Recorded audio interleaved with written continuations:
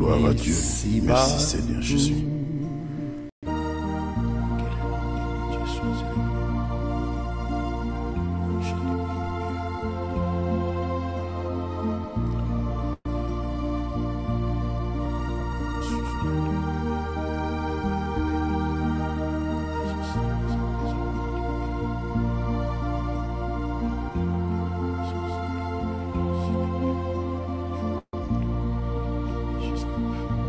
Amour divin, grâce infinie, Jésus m'a pardonné.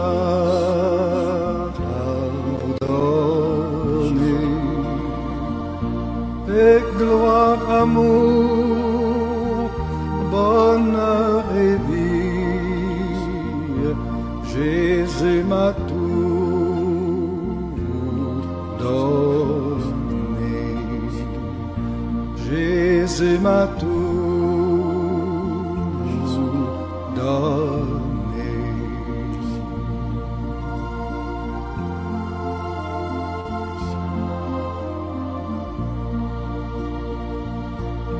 Démarrer. J'essaye une joie, je ne sais pas, j'essaye une onction, ça c'est bien.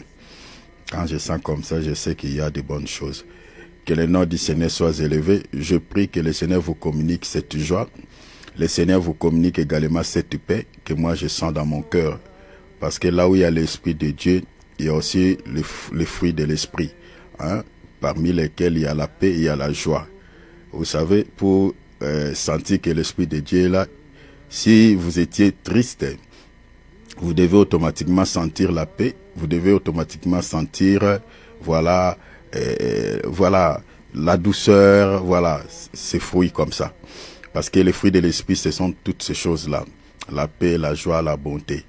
Donc, si tu avais des soucis, tu sentiras que le Saint-Esprit va te donner une paix intérieure. Va te communiquer, voilà, la joie, va te communiquer, voilà, tout ça. Ce sont les fruits de l'esprit. Et moi, je l'ai senti tout au début de notre programme. Bien que je n'étais pas triste, mais j'étais un peu fatigué, mais je sens une force, je sens la joie. Je prie que le Seigneur vous communique tous ces fruits au nom de Jésus-Christ. Amen, amen. Amen. Voilà. Amen. Gloire à Dieu. On dit un amen à la parole de Dieu. Vous êtes des enfants de Dieu, il faut s'habituer comme ça, il faut récupérer ça. Parce que les choses de l'esprit, ça se passe comme ça. Quand il y a des paroles de bénédiction, quand il y a de belles paroles, vous voyez, quand on déclare, on proclame la parole de Dieu, on dit amen pour les recevoir. C'est comme ça, ça se passe. Même la guérison, les miracles, ça se passe comme ça. Toi, tu attends par exemple un temps de prière, Dieu agit d'une manière ou d'une autre. Le Seigneur peut te guérir d'une grave maladie pendant qu'on fait une déclaration. Le Seigneur peut enlever quelque chose de grave dans ta vie pendant qu'on fait une déclaration ou une proclamation. Donc, soyez sensibles aux choses de Dieu. Mon âme te bénit. Oh, oh, oh, oh, je te chante, je t'adore, je t'élève, je te glorifie, je t'élève, je t'élève, je t'adore. Je te loue, je te loue, je t'élève, mon papa, mon papa, mon papa, mon papa. Je te loue, je t'adore, je te loue, je t'adore, je t'élève, Jésus-Christ, mon papa. Mon papa, mon papa, mon papa, mon âme te bénit, mon âme t'élève, mon âme t'élève, mon âme t'adore, mon âme te glorifie, parce que tu es Dieu, parce que tu es Dieu, parce que tu es digne d'être élevé, parce que tu es digne d'être adoré, parce que tu es digne d'être exalté. Merci Jésus pour la vie, merci Jésus pour la santé. Merci Seigneur pour la vie de mon bien-aimé. Merci Jésus pour la vie de mon frère et de ma sœur en ce lieu. Merci pour tout ce que tu accomplis dans nos vies. Nous te bénissons notre Dieu. Nous te bénissons notre Dieu. Nous te te bénissons notre roi, parce que tu es digne de recevoir l'honneur. Tu mérites ce matin d'être adoré. Tu mérites ce matin d'être élevé. Tu mérites ce matin d'être glorifié, d'être béni. Au milieu de ton peuple, sois élevé. Alléluia. Alléluia. Alléluia. Alléluia. Alléluia. Alléluia. Oh, alléluia. Alléluia. Demandons la grâce de Dieu dans votre vie. Tu en as besoin. Sans la grâce, suivre le Seigneur sera incurvé. Sans la grâce, prier sera incurvé. Sans la grâce, jeûner sera tout un problème. Sans la grâce, bien-aimé, c'est difficile d'être appelé chrétien. La vie chrétienne de bon chic, bon genre n'existe pas. La vie chrétienne, c'est une vie des épreuves. La vie chrétienne, c'est une vie très très complexe. Si le Seigneur ne vous soutient pas, si le Seigneur ne vous aide pas, tu vas commencer, mais tu vas arrêter en chemin. Rappelez-vous des enfants d'Israël. Ils ont bien commencé avec Dieu. Ils ont célébré Dieu à leur sortie du pays d'Égypte. Quand ils sont sortis, quand ils ont quitté le pays, ils ont béni Dieu. Il y avait même des ramassis qui les avaient suivis à cause de toutes les bonnes choses que Dieu avait réalisées dans leur vie. La vie chrétienne, c'est une vie quand Dieu te fait de bonnes choses. Quand Dieu réalise de bonnes choses dans ta vie, tu béniras le Seigneur, tu loueras le Seigneur, tu adoreras Dieu. Mais il faut comprendre que c'est dans le désert où ton identité se fera reconnaître si tu es enfant de Dieu ou enfant du diable. Parce que la Bible dit, l'enfant de Dieu, on les reconnaît par la sémence. On reconnaît, je suis dans l'épître de 1 Jean, chapitre 3, je crois, verset 9. La Bible dit, c'est par la sémence de Dieu qui habite en nous, qui nous identifie en tant qu'enfant de Dieu. Si tu n'as pas la sémence de Dieu, si tu ne portes pas la sémence de Dieu en vous, c'est difficile d'être appelé enfant de Dieu. Mais qui sont-ils qui ont cette sémence? Ce sont ceux-là qui ont mangé l'agneau. L'Israël a mangé l'agneau en Égypte. Ils ont béni Dieu, peuple de Dieu. Mais attention, dans les déserts, c'est là où on a fait la sélection. C'est là où on a sélectionné qui était-il réellement enfant de Dieu, qui avait réellement mangé l'agneau et qui n'avait pas mangé. On a fait la sélection, Dieu a sélectionné. C'est à des moments difficiles qu'on reconnaît que celui-ci, c'est un chrétien, c'est un enfant de Dieu. C'est dans les épreuves qu'on reconnaîtra ta vraie identité. Le ciel, ce n'est pas facile. Que personne ne vous trompe, que personne ne vous dise le contraire. Je vous dis, en tant que serviteur de Dieu, le ciel, ce n'est pas facile. La Bible dit, le royaume des cieux est forcé. C'est les violents qui s'en emparent. Le royaume est forcé. C'est les violents qui s'en emparent. Si tu n'es pas fort, dans le désert, c'est là où tu resteras. Tu salueras les Canaan de loin.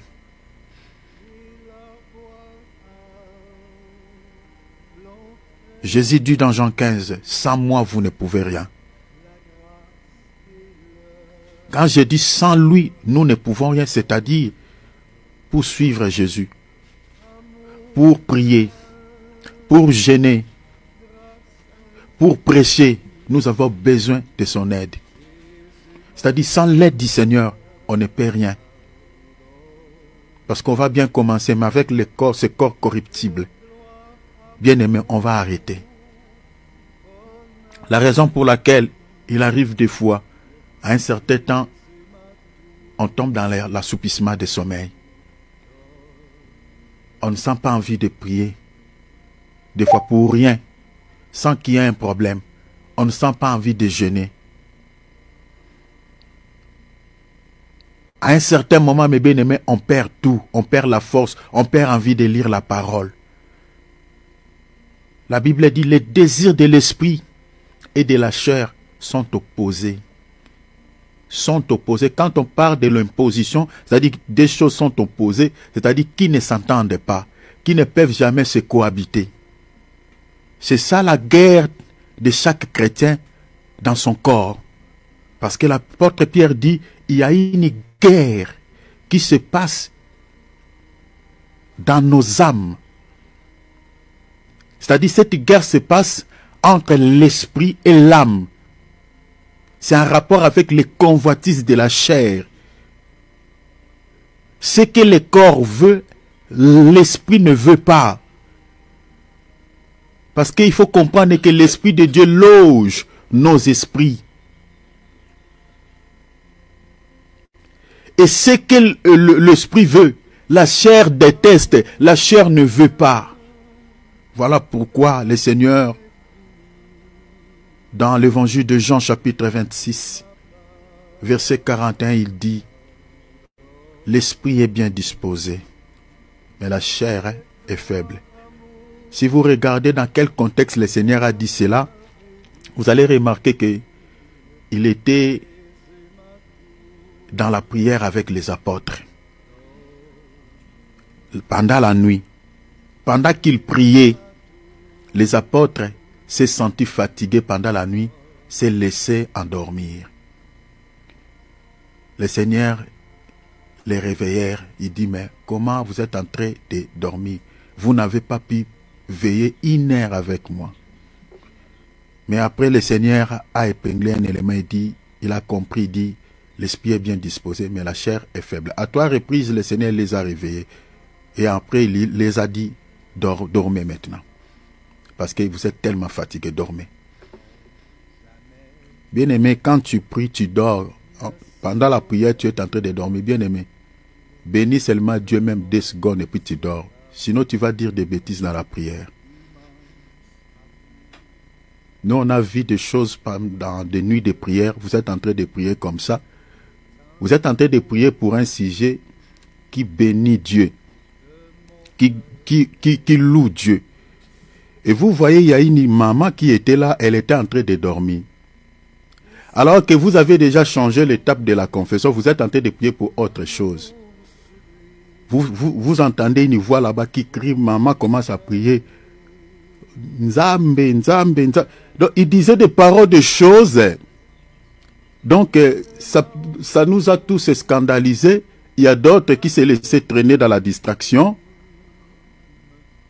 Il commence à dire des choses que je ne peux pas dire ici. Donc, c'est-à-dire des bêtises dans la prière. Pourquoi? Parce qu'elle dormait. Après, un frère les réveille et dit, maman, qu'est-ce que tu dis? Alors qu'elle dormait, ce qu'elle disait là, son cerveau ne se rendrait pas compte de toutes ces paroles. Quand tu es trop fatigué dans la prière, bénis Dieu 2 minutes, 3 minutes et puis tu dors.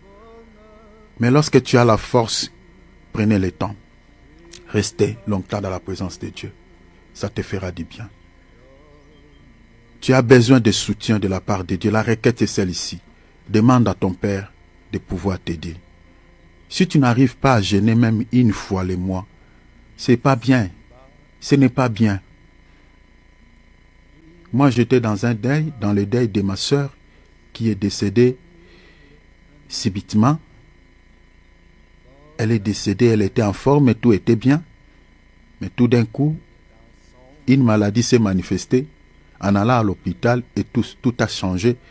On nous apprend que la personne est décédée. Bien aimé, la vie de l'être humain se ressemble à une fleur. Je ne cesse de le répandre ici. Si Jésus tarde à venir, Jésus peut revenir aussi par la voie de la mort. J'avais profité de cette occasion de deuil pour exhorter les gens qui étaient là. Je dis, préparons nos cœurs. Préparons nos cœurs.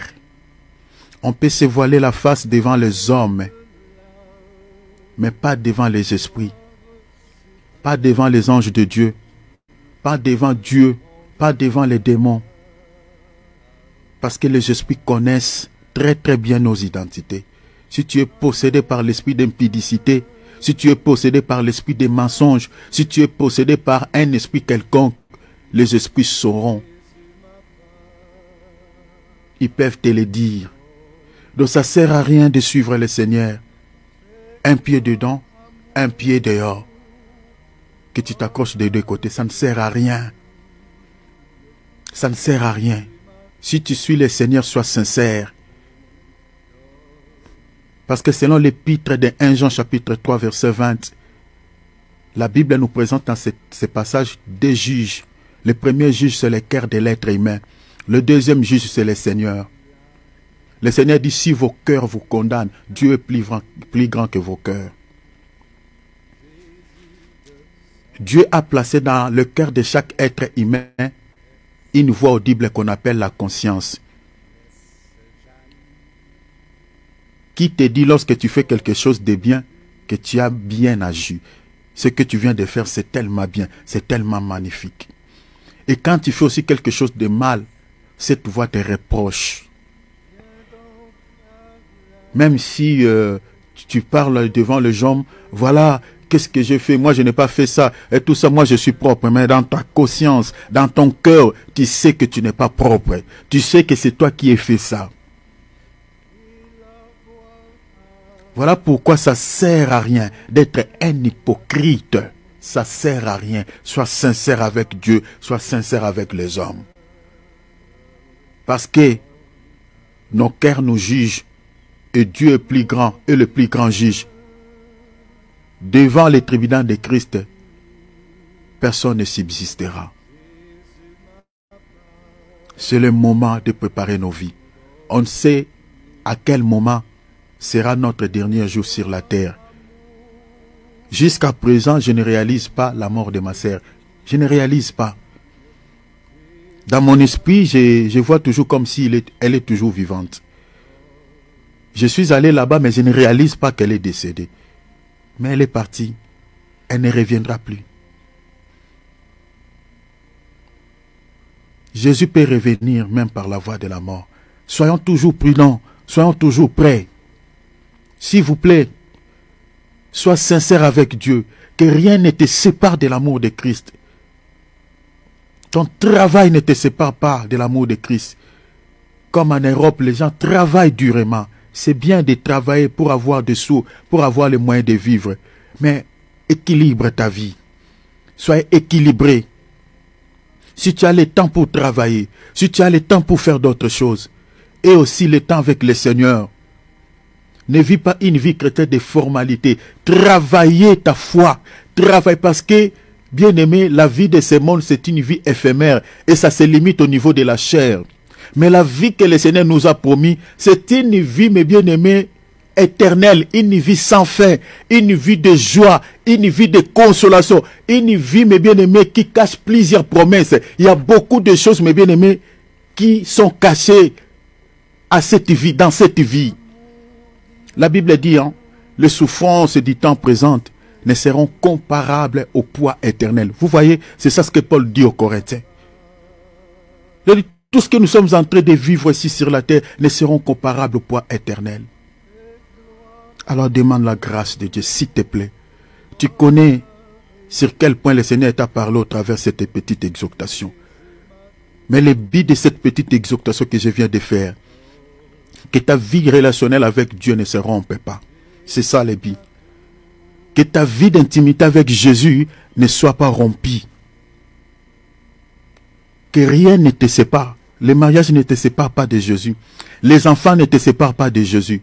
Parce que, en tant que l'être humain, on a toujours des justifications. On a toujours raison. C'est bien bon. Ça peut être justifiable devant nous les humains. Mais sauf que ça t'aide pas sur le plan spirituel. Ça t'aide pas sur le plan spirituel, comme je viens de dire. Et ça t'aidera pas non plus. Ça ne plaît pas au Seigneur.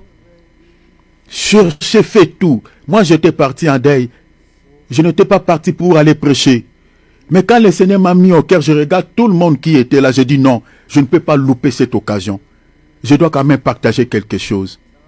La Bible dit que l'occasion soit favorable ou non. Prêche l'évangile. Sers Dieu.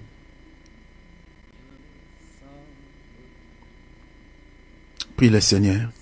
Ouvrons nos micros de pouvoir t'aider. S'il vous plaît.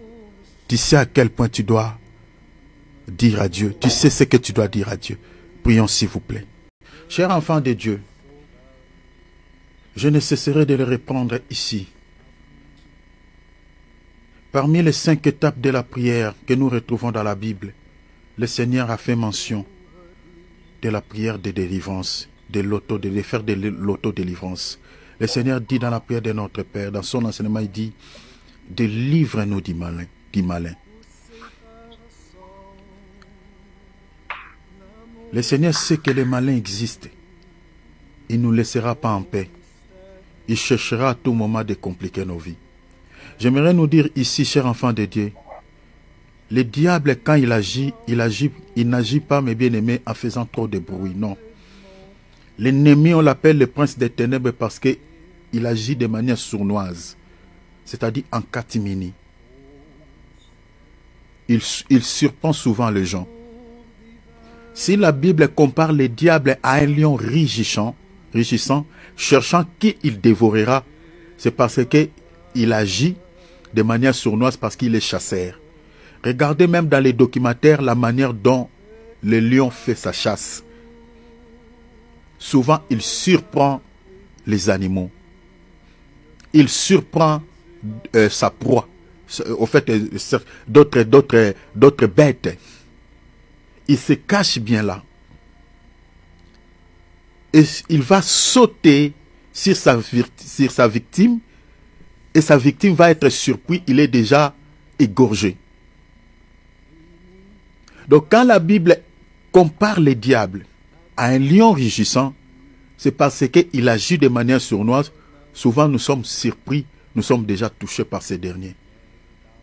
La raison pour laquelle le Seigneur, dans son enseignement sur la prière de notre Père, il a fait mention de cette requête, délivre-nous du malin, c'est-à-dire la prière de délivrance, de faire l'autodélivrance.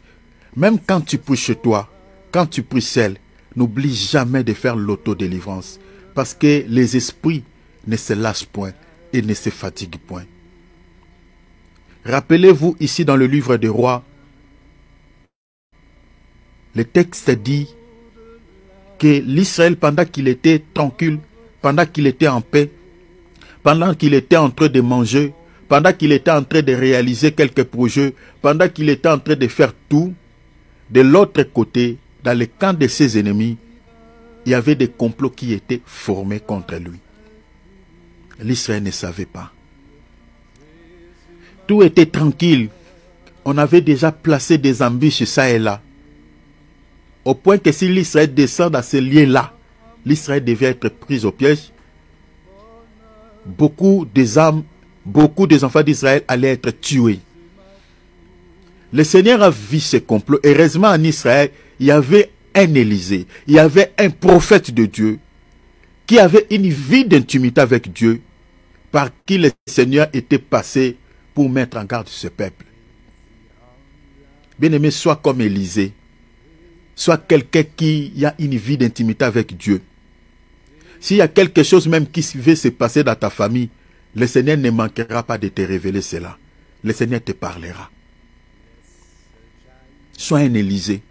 Bien que sur le plan révélationnel, Élysée ici, c'est le Seigneur Jésus-Christ qui veille sur nous, qui veille sur nos âmes. Mais si on descend vraiment dans la doctrine, Élysée peut représenter toute personne qui a une vie d'intimité avec Dieu. Parce que le Seigneur dit quoi? Invoque-moi, je te répondrai, je t'annoncerai des choses cachées. Une personne qui a l'habitude d'invoquer Dieu, qui a l'habitude de prier Dieu, le Seigneur ne peut pas en fait cacher à ces derniers ce qui se passe dans les camps des ennemis. Le Seigneur a révélé à Élysée ce qui était déjà conclu dans les camps des ennemis contre l'Israël. Et c'est grâce à Élysée, grâce à cette révélation, que ce complot avait été déjoué. Donc, à part Élisée, personne d'autre à la nation d'Israël avait cette révélation, avait compris ce qui s'est passé dans les camps des ennemis. Chers enfants de Dieu, le diable c'est un lion. Souvent, il surprend sa victime. Sois prudent. Fais la prière d'autorité tous les jours. Nous allons mettre hors d'état de nuit tous ces plans, comme l'apôtre Paul dit, nous n'ignorons pas ses desseins. Nous n'ignorons pas ses desseins. Et nous lui accordons jamais l'avantage sur nous. Il a des desseins. Il a des objectifs. Il cherche à accomplir ses desseins tous les jours contre les enfants de Dieu. Tu es un enfant de Dieu. Sachez que ton ennemi juré, c'est le diable. Et le diable dont je parle ici, ce n'est pas seulement cet ange déchu, mais c'est aussi le sorcier qui est dans votre famille. C'est ça aussi le diable. C'est aussi le sorcier qui vit dans le quartier où tu vis, qui a reçu un mandat de contrôler ces quartiers. Il est peut-être gouverneur sur le plan spirituel de ces quartiers, dans ces quartiers. Il est partout. Alors fais la prière d'autorité. Déjoue le plan de l'ennemi contre ta vie, contre ta famille, contre tes projets. Prie pour ta famille élargie aussi. Renversez tous les desseins de l'ennemi. Ouvrons nos micros. Prions au nom de Jésus. Père, acclamons le roi des rois. Acclamons notre papa. Alléluia. Gloire à Dieu. Que le nom du Seigneur Jésus-Christ soit béni. Encore une fois de plus, mes frères et sœurs, dans le Seigneur, Dieu vous bénisse. Soyez richement bénis au nom de Jésus. Celui qui croit à cette parole, que cette bénédiction s'attache à lui, s'attache à sa vie, au nom de Jésus. Je dis encore, soyez bénis au nom de votre Père Céleste, Jésus-Christ de Nazareth. Alléluia. Amen. Que le Seigneur t'accorde tout ce dont tu as besoin cette année, amen, en ce mois de mai, au mois de juin, mois de juillet, soit un miracle, soit le mois de miracles. Que tu vois les miracles tous les jours dans votre vie. Au nom de Jésus, tout ce que tu vas faire, réussisse au nom de Jésus-Christ. Alléluia. Que le Seigneur vous soit favorable en toutes choses. Vraiment, merci beaucoup pour votre présence à ce programme. Je suis content. Bien-aimés, prenons nos Bibles. Sont comme des Béréens, notons. Alléluia. Nous sommes en train de former les disciples. Nous sommes en train d'accomplir cette mission qui nous a été confiée conformément à l'évangile de Matthieu, chapitre 28, versets 19 à 20. Faire de toutes les nations des disciples. Pour former un disciple, comme je le dis souvent ici, c'est par l'enseignement. Ce n'est pas par une exhortation, ce n'est pas par une prédication, mais c'est par l'enseignement. Cela ne veut pas dire que la prédication n'est pas importante ou l'exhortation. Non, c'est important. Mais pour faire quelqu'un un disciple de Christ, Jésus dit c'est par l'enseignement. Et c'est l'enseignement qui donne également la vie. Vous voyez, la vie est cachée dans l'enseignement. La vie de Dieu, la vie éternelle, se cache dans l'enseignement. Alors, il faut beaucoup aimer l'enseignement. Gloire à Dieu. Bien aimés, nous sommes en train d'aller vers la fin de cette thématique que nous avons commencé il y a déjà quelques mois. Le salut est un don gratuit de Dieu, mais l'enlèvement exige un prix à payer. C'est quelque chose peut-être que tu ne connaissais pas avant, mais aujourd'hui, tu sais qu'il y a quand même un prix à payer pour être enlevé.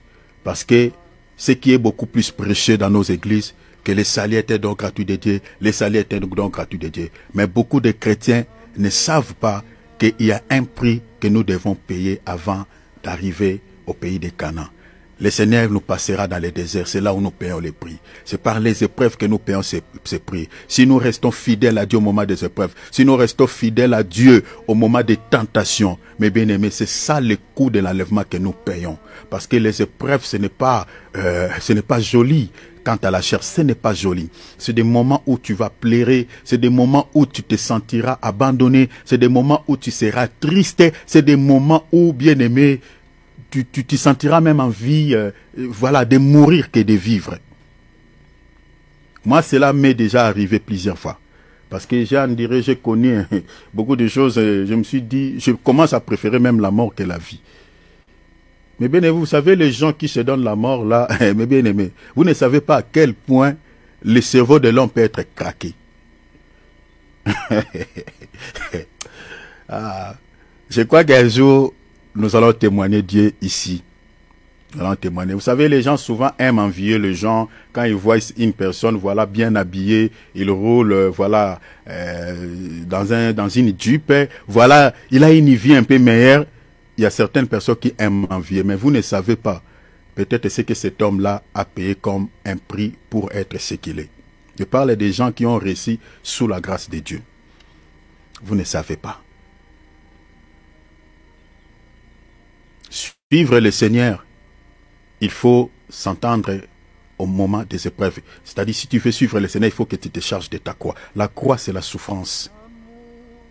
C'est ça. La croix, c'est le désert. C'est des moments difficiles. Et ça existe dans la vie chrétienne. Beaucoup de serviteurs de Dieu cachent cette vérité aux enfants de Dieu. Je vous dis sincèrement, vérifiez dans la plupart des églises, vous n'allez pas entendre, on est en train de prêcher les déserts. C'est rare. Il y a bien des serviteurs d'autres qui prêchent, mais la majorité ne prêche plus ce message. Pourquoi? Ils ne veulent pas faire peur. Je ne sais pas si ça fait peur ou je ne sais pas. Mais que nous voulions ou pas, même si vous cachez cette vérité aux enfants de Dieu. Les apôtres, ils ont prêché, ils ont parlé sur les déserts, ils ont parlé sur les épreuves, ils ont prêché. Je vois ma connexion danse, voilà, c'est revient. Ils ont parlé sur les déserts, ils ont prêché sur les déserts. Ça existait. Si les gens... Voilà, ma connexion, ça commence à danser, c'est seulement au moment de prédication. Désolé, je regarde sur Facebook, sur Internet, s'il vous plaît, WhatsApp. J'attends qu'il revienne. Voilà, je vois ça bouge, ça tarde un tout petit peu. Désolé, ça prend un temps, je ne sais pas pourquoi. Voilà, c'est revient. Merci Seigneur. Oh Seigneur, tiens cette connexion s'il te plaît. Oh là là là là. Ça bouge tout le temps. Bon, je continue. Donc, bien aimé, il faut comprendre que les déserts existent. Même ici, on vous cache cette vérité. Si tu es enfant de Dieu, tu es appelé au salut, le Seigneur te fera passer même si tu n'es pas enseigné. Mais sauf que quand le Seigneur te fera passer dans les déserts, comme tu n'es pas préparé, ça sera très dur pour toi.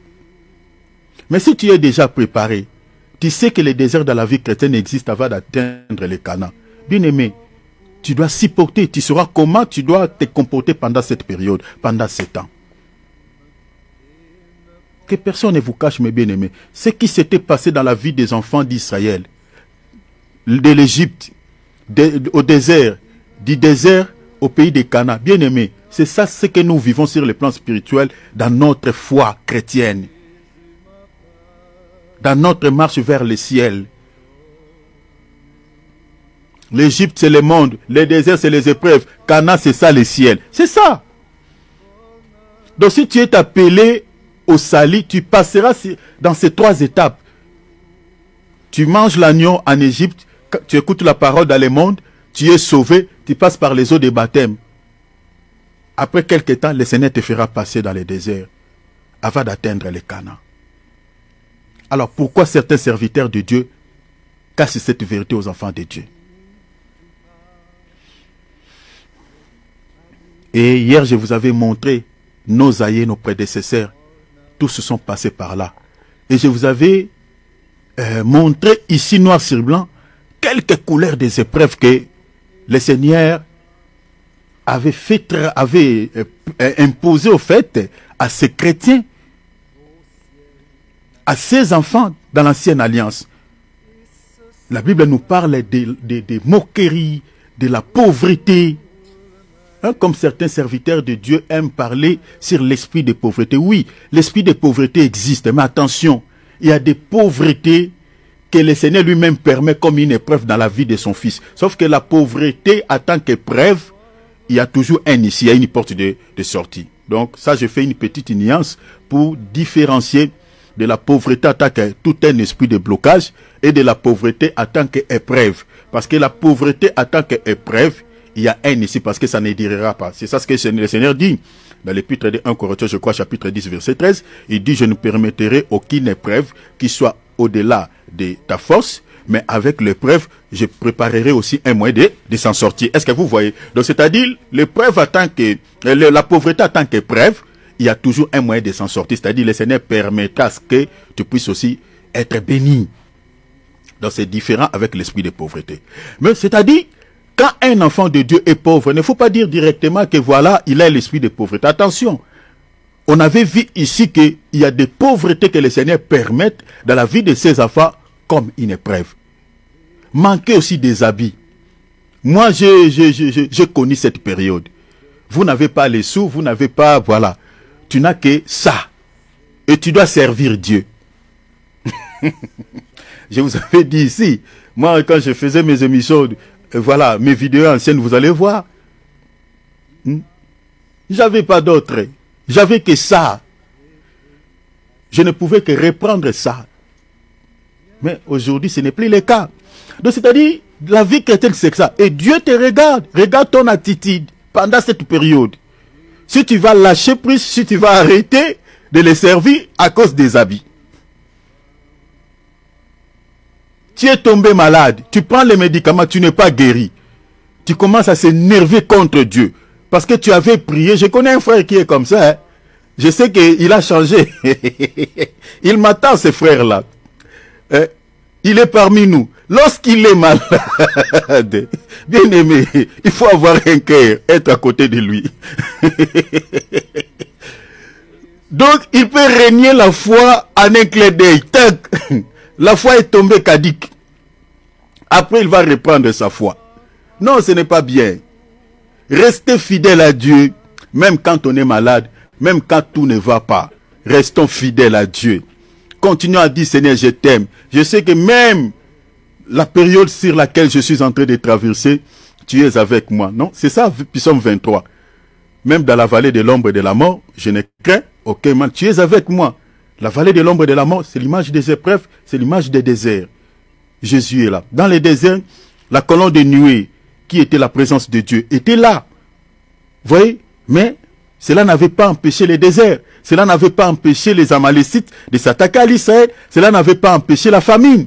Est-ce que vous voyez? Mais Dieu était là. Donc, quand bien même le Seigneur va nous imposer certaines situations difficiles, sa présence sera là pour nous réconforter. Retenez cela. Alors, parmi ces trois étapes, nous sommes en train de partager si quitter l'Égypte. Et en quittant l'Égypte, voilà, je vois, désolé, je vais connecter une maman Ambrasi qui m'appelle. Désolé, je vais la connecter parce que je vois la maman est là. Elle n'arrive pas à se connecter. Désolé, hein, bien aimé, je vais la connecter. S'il vous plaît, juste deux secondes. Je vais connecter notre maman, s'il vous plaît. Désolé, maman Ambrasi, elle est où? Voilà, elle est là. Voilà. Donc, le désert est là. Donc, faisons attention, chers enfants de Dieu. Faisons attention. Donc, nous sommes en train de partager, comme je dis, désolé, parce que, voilà, bien-aimé David, tu peux la relancer, tu regardes là, tu peux la relancer pour que je continue les messages. Donc, la première étape, j'ai dit que, la première étape, effectivement, j'ai dit que quitter l'Égypte, c'est le premier comptage. Mettez son micro à mode silencieux, s'il vous plaît. Merci beaucoup. Donc, c'est le premier comptage une fois qu'on quitte le monde. C'est-à-dire, l'Égypte, c'est l'image du monde. Quand on quitte le monde, on donne sa vie à Jésus-Christ, nous sommes comptés en tant qu'enfants de Dieu. Ça, c'est la première dimension d'Issali. Si Jésus revient à ce moment-là, tu seras aussi enlevé, hein, parce que tu étais déjà compté en tant que sauvé. S'il arrive que Jésus vient à ce moment-là où tu es compté en tant que sauvé, tu seras enlevé. Mais si Jésus tarde à venir, sachez-le que la deuxième étape t'attend. C'est-à-dire traverser le désert. Que tu veuilles ou pas, tu passeras par là. Parce que c'est le chemin par lesquels, nous devons passer pour atteindre les Canaan. Parce que, regardez, le chemin des Philistins est là. Le chemin des Philistins n'est pas long. Le chemin des Philistins, selon les historiens, selon les théologiens, c'est un chemin, quand on quitte l'Égypte, pour atteindre les Canaan, qui peut prendre environ 2 semaines. Mais le Seigneur dit non, vous n'allez pas prendre ces chemins. Les chemins détournés, 40 ans. Vous imaginez? Nous sommes sauvés. Mais pourquoi le Seigneur n'est pas venu nous enlever? Pourquoi le Seigneur ne nous a pas directement enlevés? Pourquoi le Seigneur ne nous a pas directement pris? Mais il nous laisse encore dans le monde. Posez-vous la question, même jusqu'à présent. Toutes les souffrances que les chrétiens sont en train de connaître. Bien aimés, vous savez, nous sommes dans des pays où la chrétienté, voilà, c'est une vie, nous vivons la chrétienté, nous prions tranquillement. Mais il y a d'autres chrétiens dans leur pays, on ne leur autorise pas de prier Jésus. Si vous allez en Asie, plusieurs pays en Asie, ils refusent carrément Jésus. Ils refusent carrément les églises évangéliques. Ils refusent carrément la foi chrétienne. Et là-bas, les chrétiens qui prient là-bas sont souvent persécutés à cause de leur foi. Donc comme nous sommes en train de prier là, parce que là-bas, c'est souvent des églises de maison, hein, ils prient à basse voix, tout ça, ils prient en cachette. Par exemple, dans des pays islamiques, si vous allez dans d'autres coins en Inde, par exemple, au Corée du Nord, voyez, dans ces pays-là, la chrétienté n'est pas autorisée. Les églises évangéliques n'est pas autorisées. Donc, les gens qui prient qui sont dans ces pays-là, les chrétiens qui sont là-bas, sont souvent maltraités à cause de leur foi. Mais ils suivent quand même Jésus. Ils continuent à prier Jésus.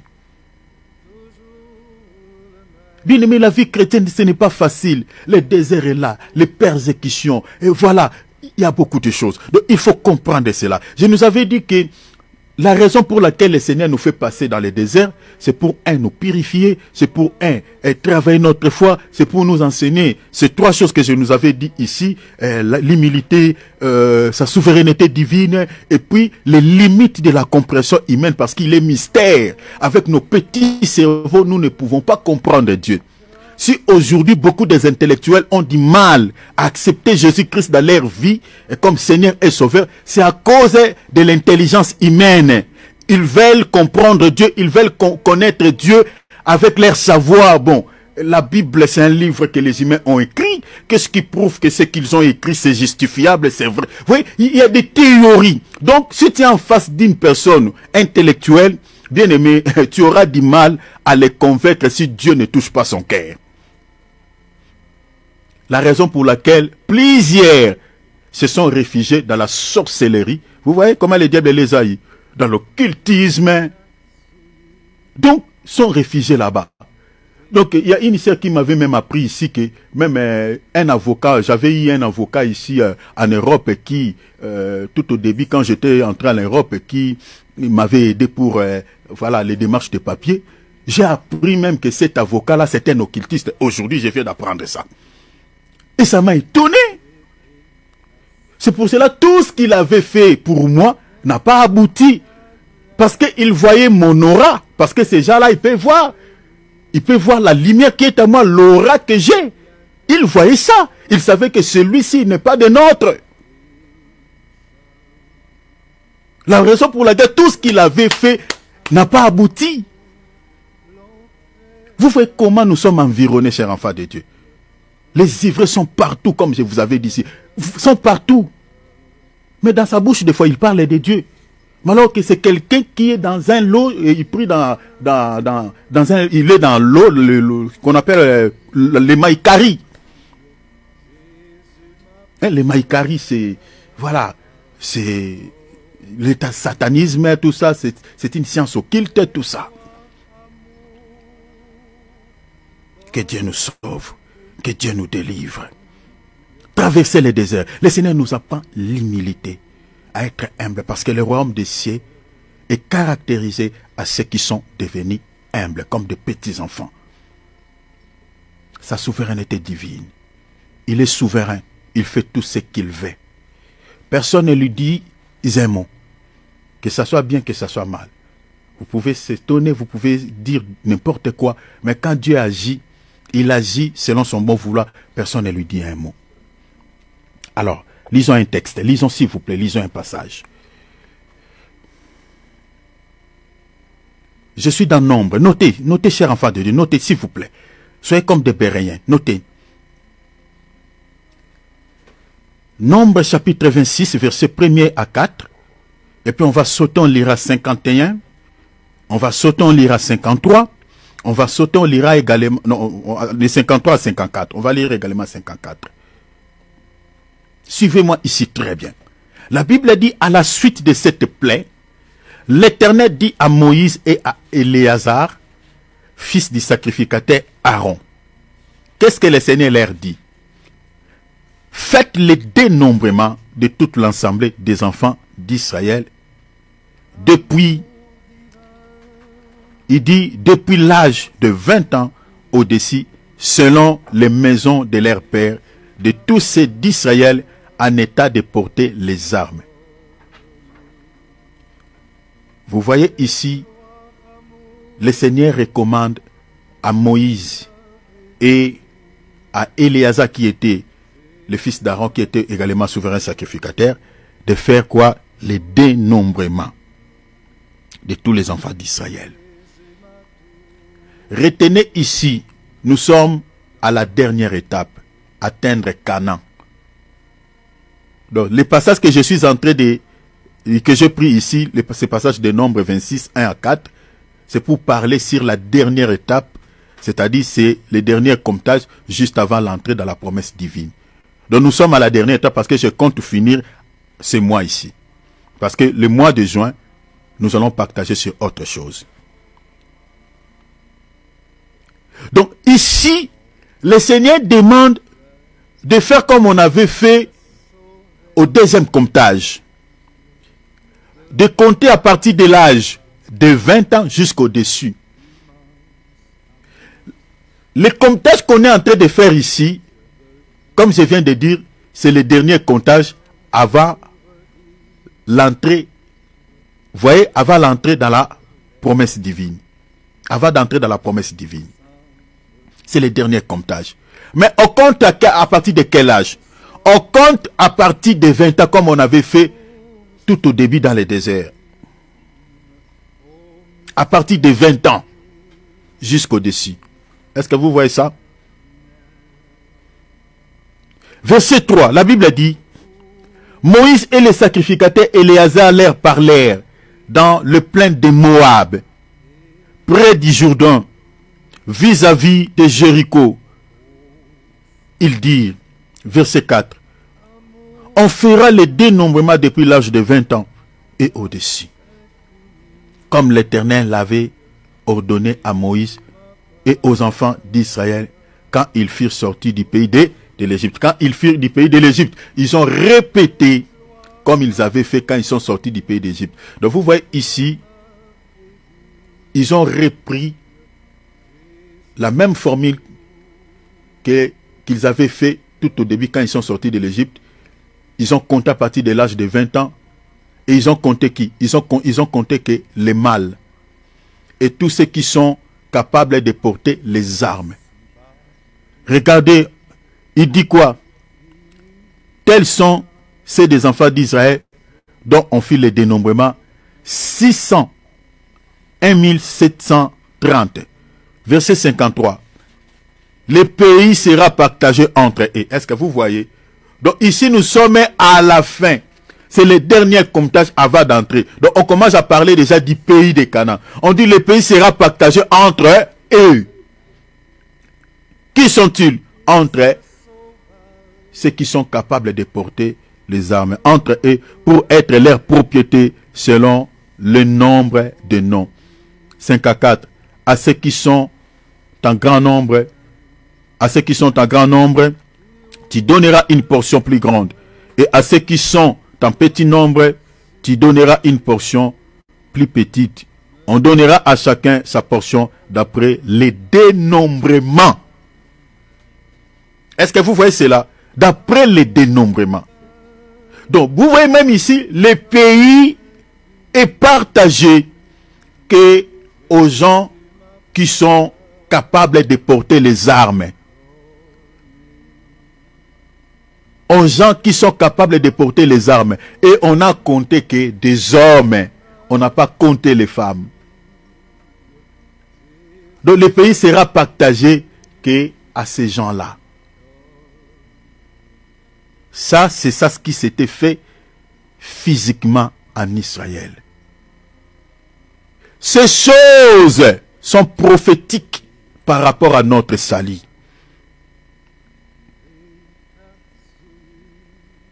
Avant d'entrer au ciel, le Seigneur va compter ceux qui sont capables de porter les armes. On va compter, et on va compter que les hommes.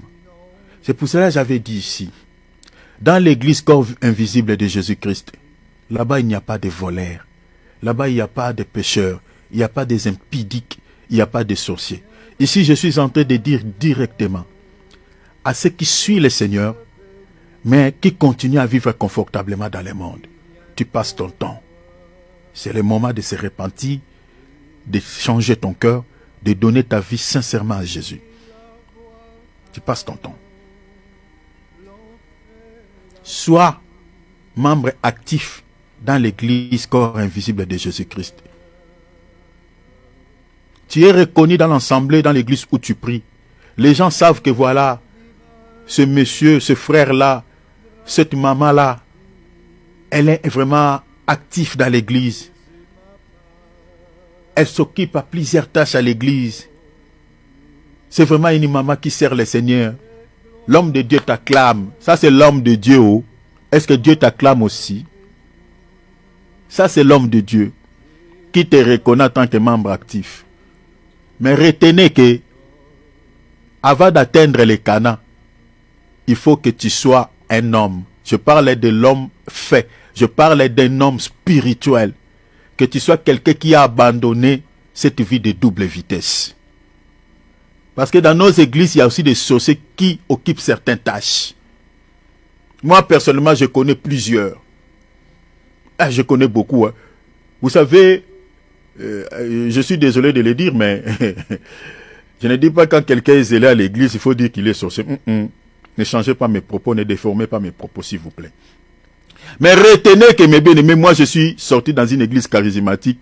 Les sorciers sont des gens qui sont zélés au service de Dieu. Sont tellement zélés aux choses de Dieu. La majorité des sorciers sont comme ça. Ils aiment servir Dieu. Donc, quand vous cherchez un frère pour s'occuper d'une tâche quelconque à l'église, s'il n'y a personne, lui, il se présente et dit, pasteur, envoie-moi. Comme c'était passé dans le ciel. Le Seigneur était en train de chercher qui peut me séduire à Cab. Le diable s'est présenté et dit envoie-moi. Mais est-ce qu'on t'a appelé? Il aime être envoyé. Et pourquoi il accepte d'être envoyé par Dieu? Pourquoi il aime servir Dieu? Parce qu'il aime détruire. Il aime servir pour renverser les plans de Dieu. Pour détruire les enfants de Dieu. Parce que là où le diable met ses pieds, c'est pour créer toujours des soucis. Tous les soucis que nous avons dans nos assemblées là, c'est à cause de ces gens que nous appelons des sorciers. Tous les problèmes que nous avons. Ici, je dis souvent aux enfants de Dieu, si dans l'église où vous priez, il n'y a pas des équipes, des intercessions, il n'y a pas vraiment de prières fortes. Si Dieu te bénit, garde ton témoignage. Ne témoigne pas. Tu auras beaucoup de combats. Parce que l'église qui n'a pas des intercesseurs, une église qui n'a pas des gens qui prient pour l'église, une église qui n'a pas une vie de prière intense, c'est une église souvent ce sont des églises où il y a pas mal de sorciers. Parce que la présence des sorciers dans certaines églises étouffe la prière. Étouffe la prière. C'est ça. Là où il n'y a pas la vie de prière, dans toutes les églises, je vous parle de ces choses en guise de cause. Je peux vous fournir plusieurs exemples. Mais je vous épargne des détails. Mais retenez de manière globale que dans toutes les églises où vous voyez, il n'y a pas vraiment des intercesseurs. Il n'y a pas de veille de prière. Il n'y a pas de nuit de prière. Il n'y a pas de prière intense. C'est souvent des assemblées où se cachent plusieurs sorciers. Prenons par exemple, je vous donne un exemple, les églises catholiques. Vous allez voir que là-bas, il n'y a pas la prière. Et souvent, là-bas, ils sont pleins. Oh. Regardez même nos politiciens là qui sont dans l'occultisme. Ils prient souvent là-bas. Parce qu'il n'y a pas le feu. Parce qu'il n'y a rien qui les dérange. Ils aiment aller prier là-bas. Là où il y a le feu de la prière, nos politiciens ne viennent pas. Ils ne viennent pas. Il y a des cas exceptionnels, 1, 2, 3. Mais la majorité, là-bas, il y a plein. Donc, dans une église où il n'y a pas la vie de prière, bien aimé, ces gens-là sont là. Alors, quand Dieu te bénit, attention, ne témoigne pas. Parce que tu seras surpris que ta bénédiction est ravie. Ou tu ne te réjouiras pas avec cette bénédiction. Parce qu'il y a d'autres personnes qui prennent plaisir. Quand Dieu les bénit, il est en train de témoigner, peut-être pour faire mal aux gens, que voilà, c'est lui qui est béni par Dieu. C'est lui qui... Dieu porte souvent ses regards. Hein? Dieu porte souvent ses regards sur lui-là. Et quand il témoigne avec orgueil, tu auras des combats. Attention. Donc vous voyez ce qu'on vient de lire ici.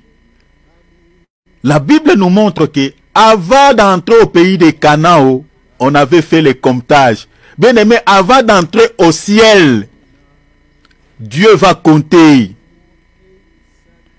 Dieu va compter. Mais il ne va pas compter tout le monde. Dieu va compter qui? Il va compter ceux qui ont combattu, ceux qui ont gardé la foi, c'est-à-dire qui ont été capables de porter les armes. Je vous avais dit ici, quand on parle des armes ici, c'est-à-dire on parle des combats. On parle des combats. Et le combat dont on parle ici, l'Israël à son époque, il avait combattu physiquement. Mais aujourd'hui, sur le plan spirituel, le combat dont on fait mention, c'est le combat de la foi. Et je vous avais dit ici que le combat de la foi est lié à notre salut, conformément à l'écriture de 1 Timothée, chapitre 6, verset 12. La Bible dit, combat les bons combats de la foi. Saisis la vie éternelle à laquelle tu as été appelé. Saisis la vie éternelle à laquelle tu as été appelé. La vie éternelle. Et pour laquelle tu as fait une belle confession en présence d'un grand nombre de témoins. Le combat de la foi existe. Le combat de la foi. Maintenant, Dieu compte ceux qui ont combattu. Regardez notre bien-aimé Paul dans 2 Timothée. Si vous lisez dans 2 Timothée, chapitre 4, verset 7, l'apôtre Paul dit, j'ai combattu les bons combats de la foi. J'ai gardé la foi. La couronne de la justice m'est réservée. Donc Paul, il était en train de dire que il a combattu les bons combats. Il a gardé sa foi jusqu'à la fin. Il dit la couronne de la justice m'est réservée. Paul il était en train déjà d'espérer à l'enlèvement. Il croyait déjà que oui, puisque j'ai gardé la foi, je serai enlevé. Parce que tu ne peux pas espérer à une récompense si tu ne seras pas enlevé. Parce que pour être récompensé, il faut que tu sois enlevé. Donc Paul, il était en train d'espérer déjà à l'enlèvement. À l'enlèvement. Est-ce que vous voyez cela? Il dit, j'ai combattu les bons combats de la foi. J'ai gardé la foi. J'ai achevé ma course. La couronne de la justice m'est réservée. Le Seigneur Jésus-Christ me la donnera ce jour-là. Il dit non seulement à moi, mais à tous ceux qui auront également son avènement. C'est-à-dire nous là, qui attendent cet avènement. Mais avant que Paul n'espère à l'enlèvement, n'espère à la récompense que Dieu lui accordera ce jour-là, il dit d'abord que j'ai combattu le bon combat de la foi. J'ai gardé la foi. J'ai achevé la course. Bien-aimés, vous ne pouvez pas espérer à l'enlèvement. Vous ne pouvez pas espérer à la récompense que Dieu nous accordera ce jour-là si vous ne combattez pas. Si vous ne gardez pas la foi au moment des épreuves. Parce que quand on parle des combats de la foi, je dis souvent ici qu'on fait référence aux épreuves que Dieu va nous imposer. C'est-à-dire la foi, parce que la foi doit rencontrer les épreuves. Une foi qui ne raconte pas les épreuves, une foi qui ne raconte pas les souffrances de la vie chrétienne que Dieu nous impose, ce n'est pas la foi. Ce n'est pas la foi. La vie chrétienne, c'est une vie des épreuves. Et nous avons besoin de garder la foi. Nous avons besoin de faire face à ces combats, à ces épreuves, nous devons garder la foi jusqu'au bout, jusqu'à ce que le Seigneur nous fera sortir de ce moment difficile. C'est très important. Si tu as l'habitude, au moment des souffrances, de rejeter le Seigneur, si tu as l'habitude de retourner un peu dans le monde, quand tout semble un peu ambigu dans votre vie, bien-aimé, ce n'est pas bon. Ce n'est pas bon. Cette attitude-là, bien-aimé, tu dois la changer. Ce n'est pas bon. Parce que le Seigneur te regarde, il t'observe. Parce que nous avons aujourd'hui des chrétiens comme ça. Moindre souci, et lui ne supporte pas. Il dit, qu'est-ce qui m'arrive? Il peut recourir dans le monde. Et chose étonnante, il y a des chrétiens même qui consultent les féticheurs. Hey! Hey! Je vous dis des choses en guise de cause. Hein. Je connais quelques personnes qui sont comme ça. Un soi-disant chrétien.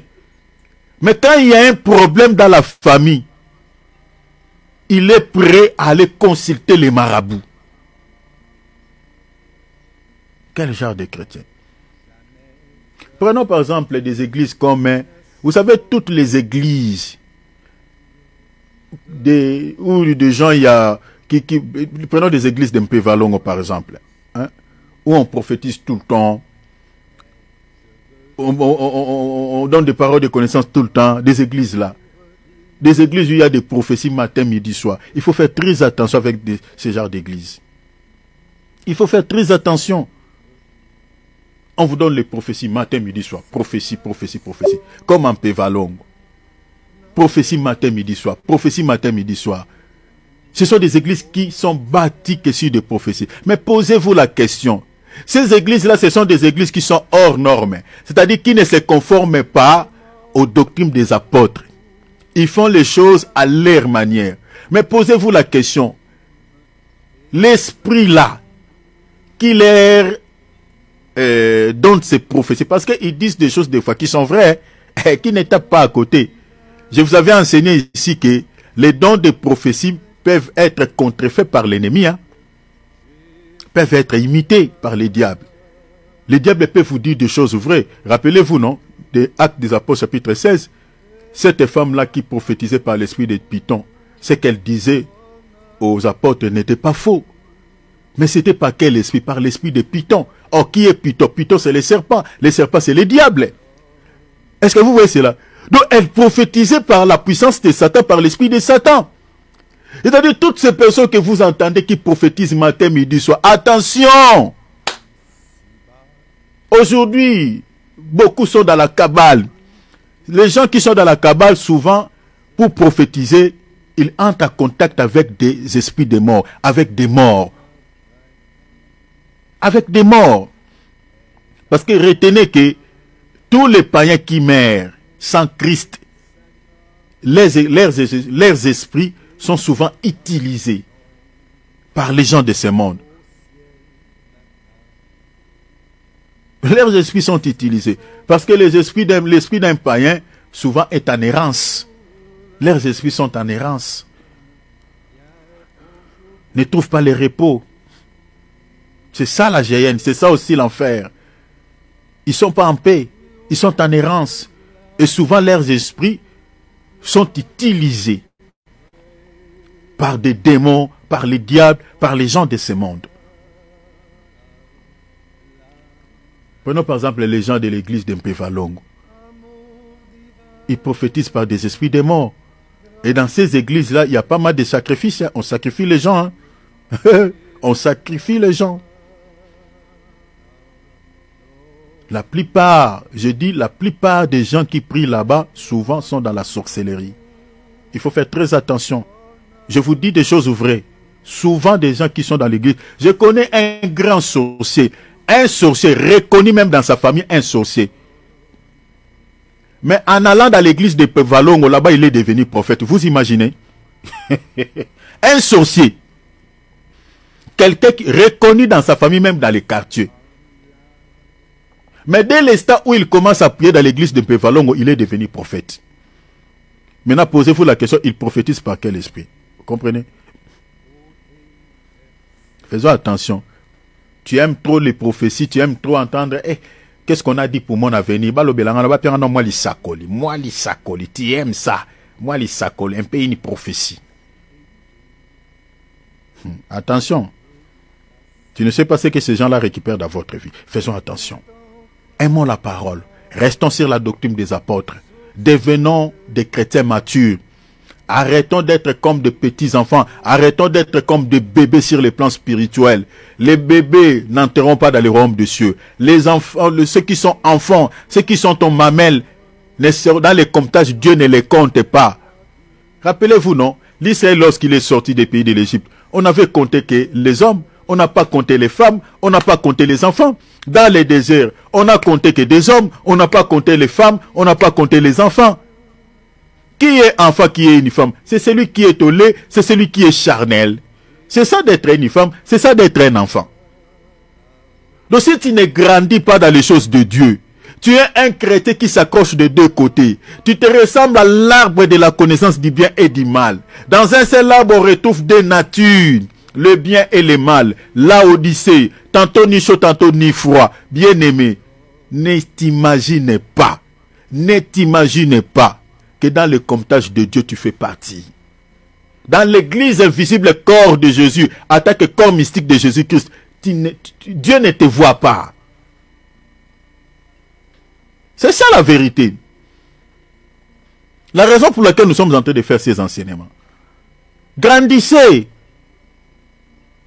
Cherchez la connaissance. Il faut connaître le Dieu que tu pries. Parce que si tu as la connaissance, tu ne peux pas prier n'importe où. Comme aujourd'hui là. Si vous sortez là, tout ça, vous allez entendre un peu quelques voix, ça et là, tout ça. Surtout en Afrique. Dans une même avenue, vous allez entendre, voilà. Voilà, il y a plusieurs églises. Bon. C'est pas mauvais, en quelque sorte, mais des fois, on exagère un tout petit peu.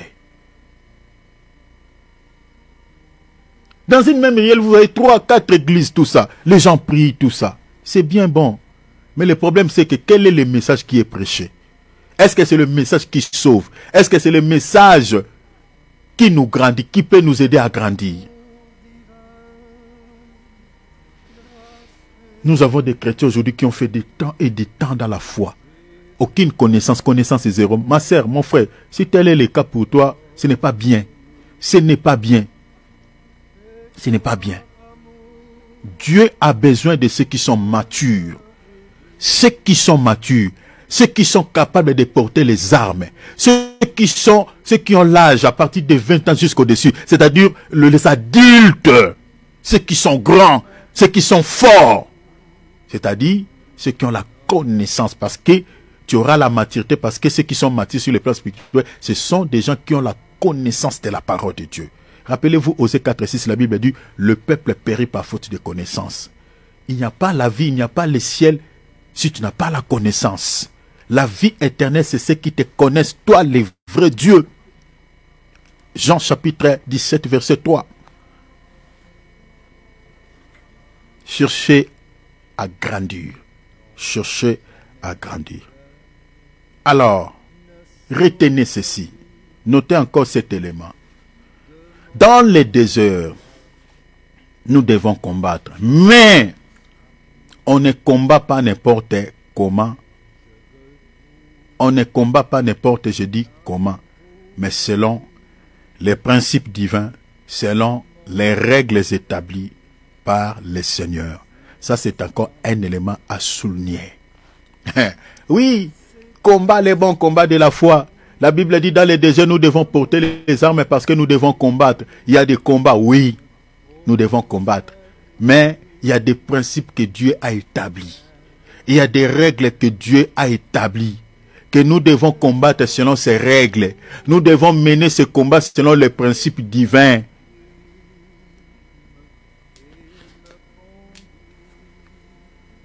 Parce que si vous combattez hors les principes que Dieu a établis, le combat que vous êtes en train de mener là, le combat de la foi, c'est votre combat à vous.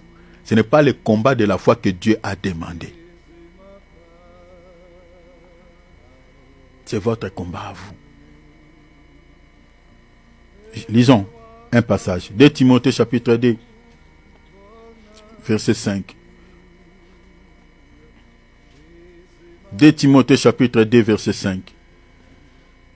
Et lorsque quelqu'un combat comme athlète, les athlètes, ce sont des gens qui courent dans des stades, tout ça.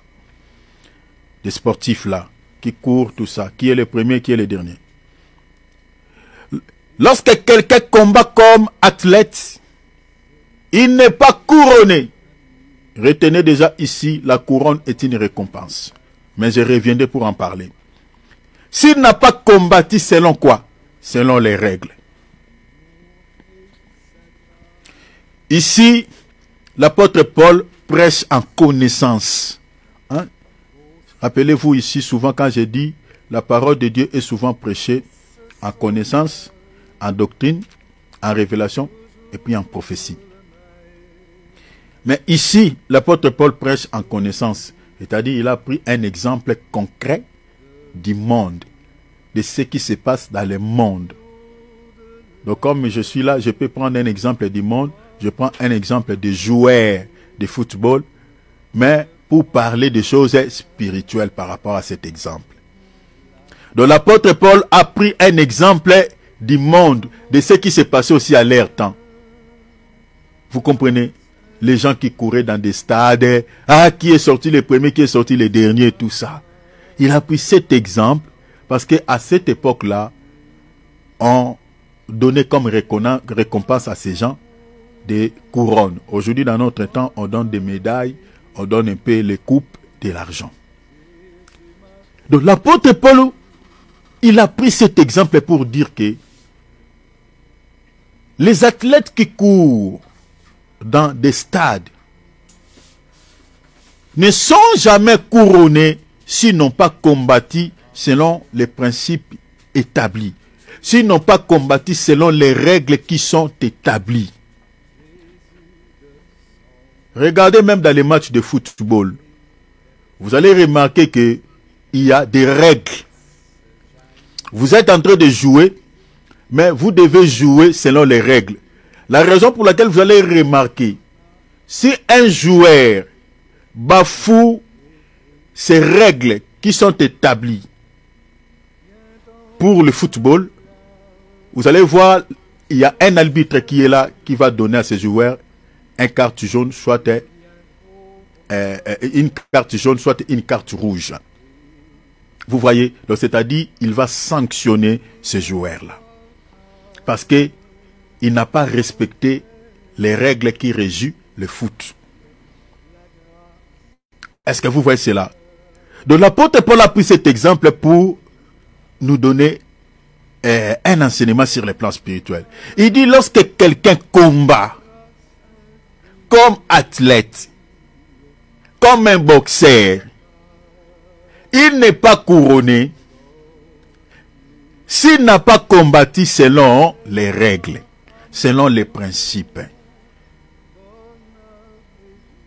Donc il faut combattre selon les règles si tu veux être couronné. Tel que nous sommes là, nous espérons à l'enlèvement. Et quand nous y serons enlevés, le Seigneur va nous donner comme récompense les couronnes. Mais tu ne peux pas recevoir la récompense si tu n'es pas enlevé. Donc quand on parle de couronne, on fait également référence à l'enlèvement. À l'enlèvement. Donc pour être récompensé, il faut d'abord combattre. Mais tu dois combattre comment? Tu dois combattre selon les règles qui sont établies. C'est ça ce qui te permettra d'abord d'être enlevé et en deuxième lieu d'être récompensé. Je vais terminer dans 15 minutes. Donnez-moi 15 minutes, je vais m'arrêter. Maintenant, la question est celle de savoir que représentent ces principes divins? Que représentent ces règles? Parce que nous sommes en train de dire que dans le désert, nous devons combattre. Parce que le Seigneur a mis des armes à notre portée pour pouvoir combattre. Et le combat que nous menons, nous sommes en train de dire, c'est le combat de la foi. Mais nous ne combattons pas selon la foi vaille que vaille. Le combat que nous menons quant à la foi, nous devons respecter les règles qui sont établies par le Seigneur. Mais quelles sont ces règles? Retenez que les règles dont on fait mention dans la parole représentent 1. La doctrine ou l'ensemble des enseignements que les prophètes et les apôtres nous ont transmis. Je répète pour ceux qui notent. Les règles qui sont établies par Dieu dans les combats spirituels, dans les combats de la foi, ces règles-là ne sont rien d'autre que la doctrine ou l'ensemble des enseignements que les apôtres et les prophètes nous ont transmis. Donc en un mot, c'est la doctrine, la sainte doctrine, ou les enseignements des prophètes et des apôtres. Lisons une écriture. Romains chapitre 6, versets 17 à 18. Romains chapitre 6e, versets 17 à 18. Je lis. Mais grâce soit rendue à Dieu de ce que, après avoir été esclaves du péché, vous avez obéi. Regardez, vous avez obéi de cœur. À quoi? La Bible dit à la règle des doctrines dans laquelle vous avez été instruits. Est-ce que vous avez vu ça? Nous avons été instruits à quoi? À la règle de la doctrine. Vous voyez? Donc c'est-à-dire, la saine doctrine, c'est ça les règles ou la règle ou les principes divins que Dieu a mis à notre portée. Donc c'est-à-dire, c'est l'ensemble des enseignements que les apôtres nous ont transmis, nous ont légués. C'est ça les règles que Dieu a mis à notre portée. C'est pour cela que les chrétiens sont censés d'être instruits à ces choses, de comprendre ces choses. La Bible dit, vous avez obéi de cœur. Je suis dans Romains 6, 17 à 18. Vous avez obéi, je prends directement la partie B, vous avez obéi de cœur à la règle de doctrine, dans laquelle vous avez été instruits.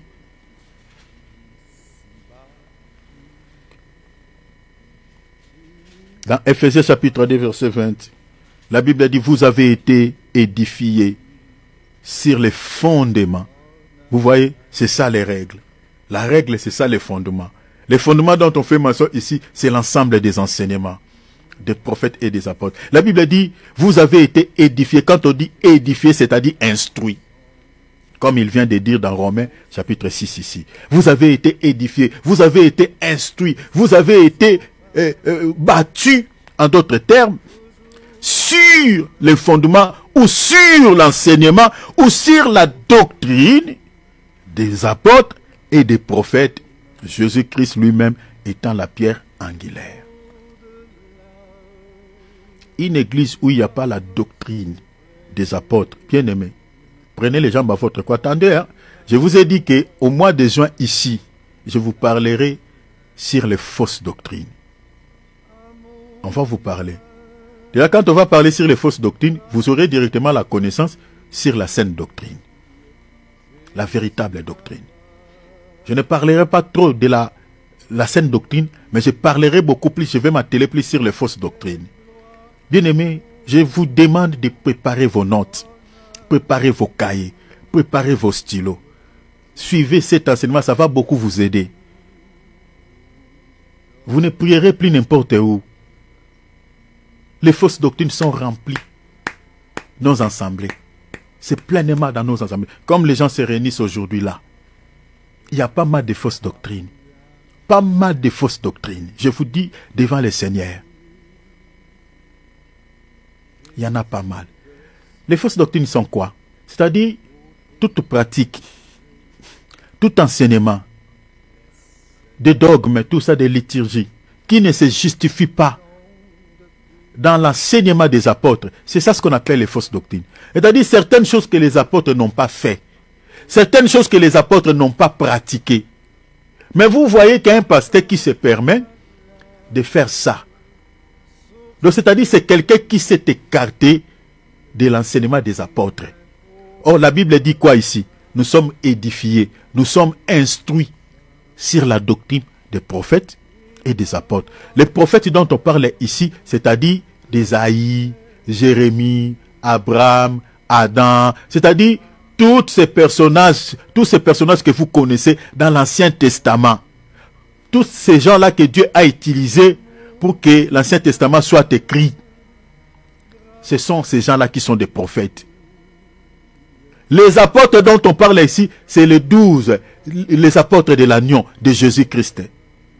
Cela veut dire quoi? Quand on dit vous êtes édifiés sur les fondements ou sur l'enseignement ou sur la doctrine des apôtres et des prophètes, cela veut dire ceci.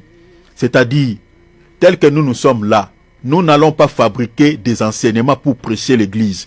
Nous n'allons pas fabriquer les enseignements ou des doctrines pour faire avaler, pour voilà, mettre en place à ce que les apôtres avaient déjà transmis.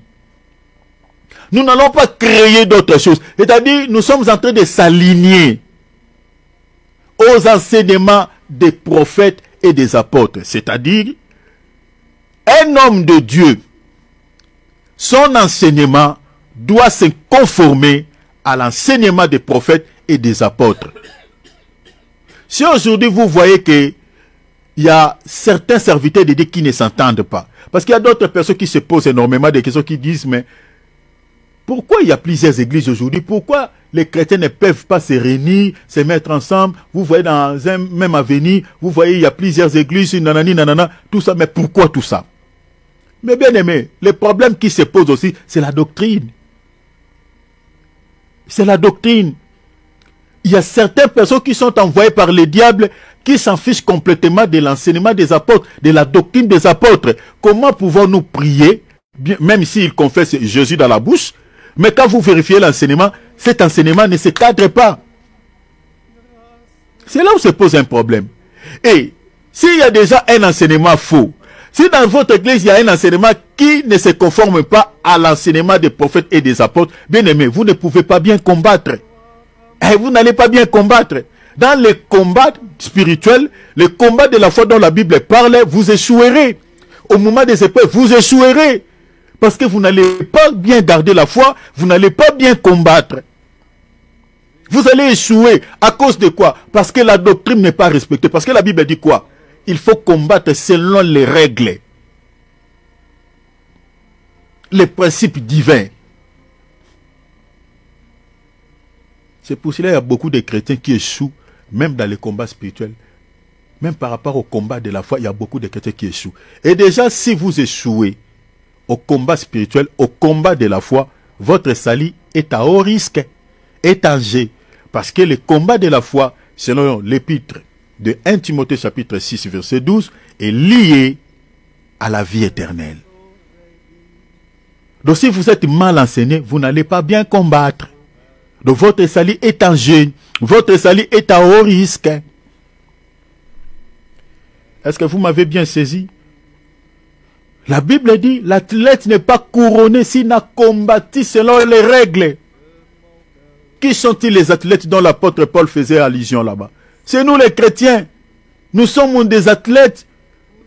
Nous sommes en train de combattre. Et notre combat, c'est le combat de la foi. Ce combat est attaché à notre salut.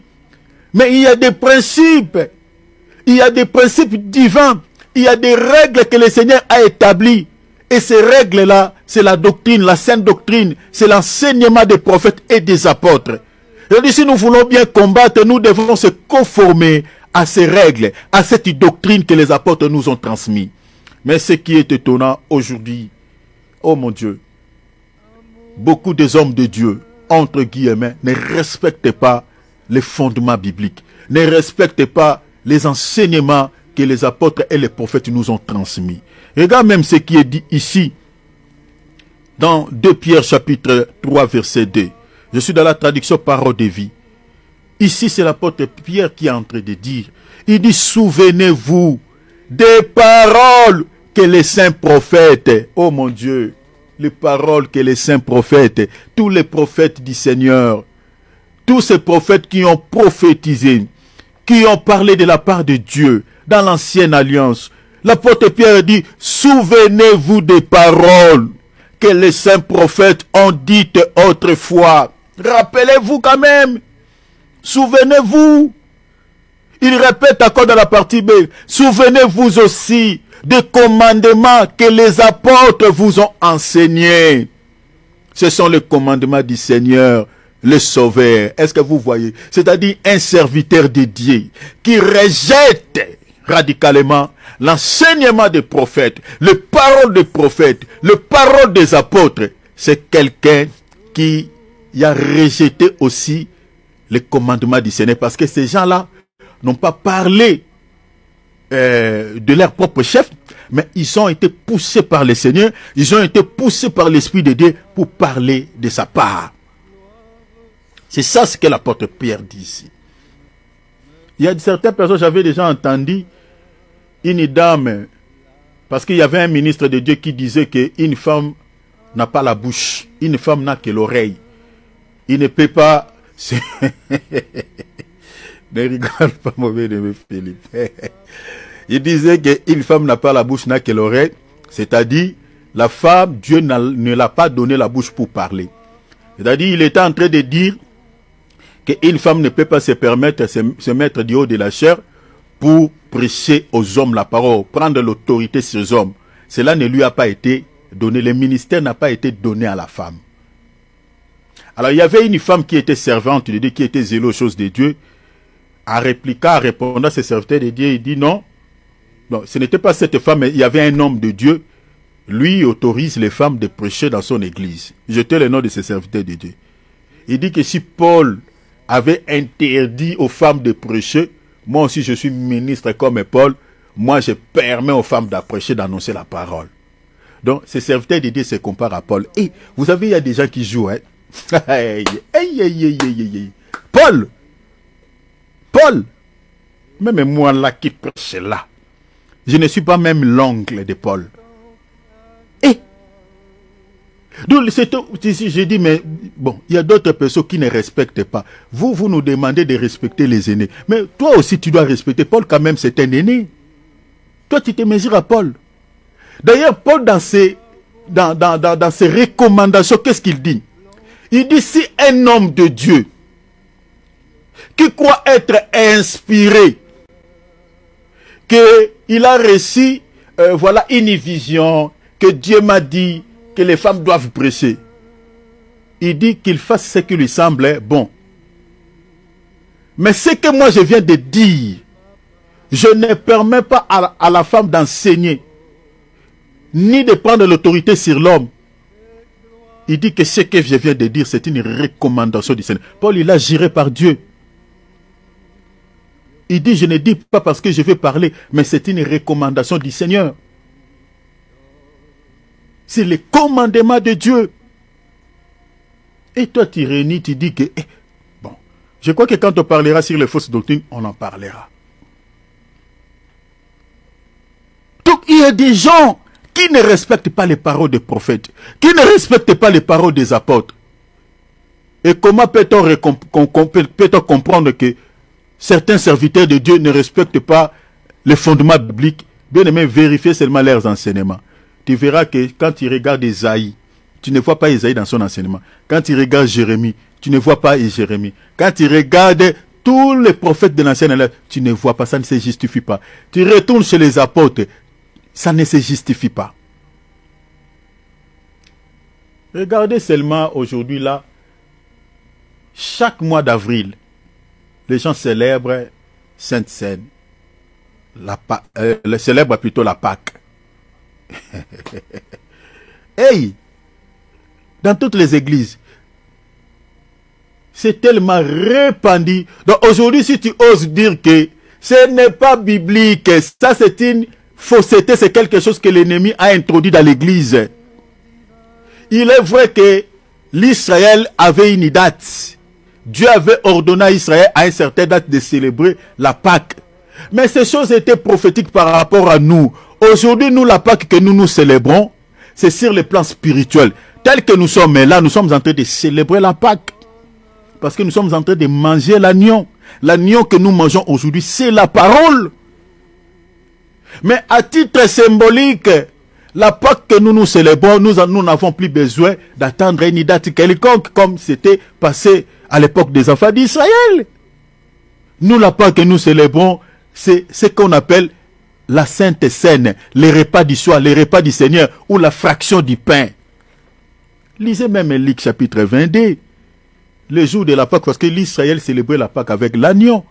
Mais Jésus, à cette même date, que l'Israël était en train de célébrer sa Pâque avec l'agneau, Jésus a récupéré ses disciples, il a célébré la Pâque avec les pains. Jésus a changé les choses. Ce n'était plus avec l'agneau, mais avec les pains.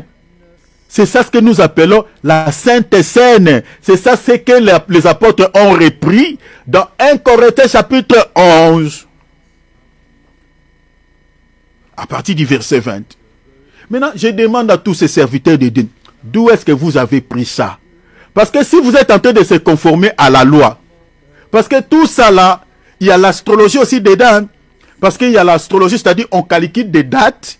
Bon, voilà, l'Israël célébrait la Pâque au mois de Nissan. Bon, on va maintenant recourir au calendrier linéaire pour chercher maintenant cette date calendrier plutôt julien. On regarde maintenant avec les calendriers juifs. Regardez maintenant, cette date-là correspond. Donc, il y a l'astrologie dedans. Donc, on a copié quelque chose qui s'est passé à la loi. Ils ont amené ça dans la dispensation qui n'est pas la dispensation de la loi. Mais n'oubliez pas, l'Israël, quand il célébrait la Pâque, l'Israël mangeait l'agneau. Vous mangez quoi?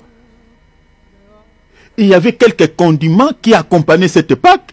Les pains salés vins, les légumes amers. Mais vous avez récupéré seulement la date. Pourquoi vous ne respectez pas les autres choses qui accompagnaient cette Pâque?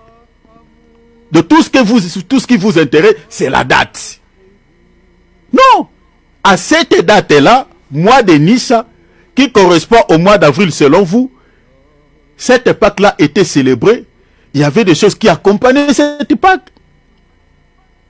Il faut respecter. Quand vous récupérez quelque chose dans la loi, il faut le faire à la manière dont c'est passé à la loi.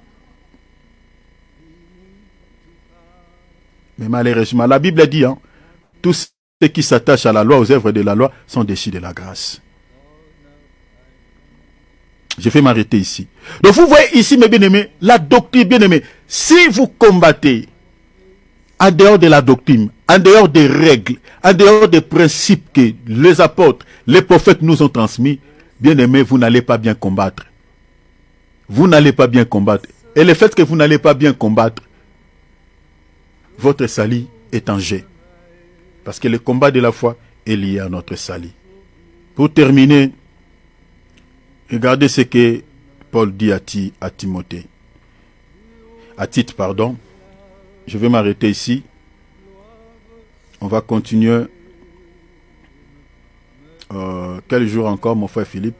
Un mercredi. Le mercredi, merci beaucoup. Donc, le mercredi, nous allons nous réunir à 19h, heure de France, et 18h, heure d'Afrique. N'oubliez pas, les mercredis. Je termine, lisons cette écriture. Regarde ce que Paul dit à Tite. Tite 1, verset 9. Je suis dans la traduction Osterval. Attaché à la véritable doctrine. La véritable doctrine. Donc quand on parle de la véritable doctrine, c'est qu'il y a aussi la fausse doctrine. Ces versets, je vais les répéter quand je parlerai sur les fausses doctrines. Je vais commencer ici. Attaché, il dit à Tite, qui était ancien de l'Église, il dit, attaché à la véritable doctrine qui doit être enseignée, en sorte qu'il soit capable tant d'exhorter suivant cette doctrine salutaire. Est-ce que vous voyez, on dit cette doctrine est salutaire. Quand on dit de quelque chose qui est salutaire, c'est-à-dire quelque chose qui est lié au salut, qui est lié à notre vie éternelle, qui est lié à notre salut. C'est ça, à cette doctrine salutaire. C'est-à-dire il y a certaines doctrines qui ne sont pas salutaires, qui ne communiquent pas la vie, qui ne communiquent pas le salut. C'est pour ça que je vous ai dit ici, si la doctrine n'est pas respectée, c'est-à-dire la doctrine c'est ça, les règles, ou la règle, comme on vient de dire dans Romains 6, c'est ça les règles que Dieu nous a mis, que Dieu a mis à notre disposition. Ce sont les principes divins que Dieu a mis à notre disposition. Si nous combattons, nous ne combattons pas selon ces règles, selon la sainte doctrine. Bien aimé, notre salut est à danger. C'est ça en fait la pensée de cette écriture. Et l'apôtre Paul, il est en train de dire à Tite ici, il dit, attaché à la véritable doctrine, à la véritable doctrine qui doit être enseignée. Un vrai serviteur de Dieu doit être censé d'enseigner la véritable doctrine et non la fausse doctrine, en sorte qu'il soit capable tant d'exhorter. Il parle de l'enseignement, il parle aussi de l'exhortation. Je crois que par la grâce de Dieu, le mercredi, j'expliquerai ici comment les apôtres exhortaient. Comment les apôtres exhortaient-ils le croyant selon la sainte doctrine. J'expliquerai ça les mercredis. Les mercredis ne manquaient pas. Parce que aujourd'hui, il y a plusieurs exhortations. Mais on va regarder les apôtres exhortés comment selon la sainte doctrine. Et ici, il dit à Tite, attaché à la sainte doctrine qui doit être enseignée, en sorte qu'il soit capable tant d'exhorter, suivant cette doctrine salutaire, qui est liée à notre salut, qui est liée à notre vie éternelle, que de convaincre ceux qui s'y opposent. Ouvrons nos micros, nous allons prier.